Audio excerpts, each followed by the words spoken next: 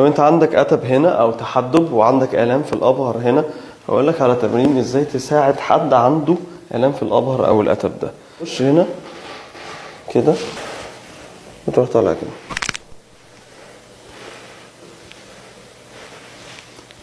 وتلف يمين، تلف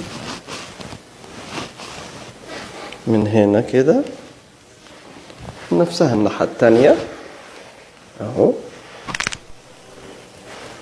وكده وكده، او بالدراعين كده بالراس تدخلهم كده وتروح زي كده، دخل دراعك كده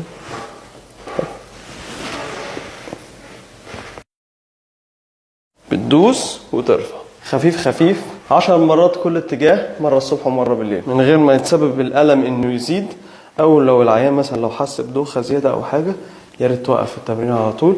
ولكن في معظم الحالات التمرين ده بيبقى آمن جدا، وألف سلامة.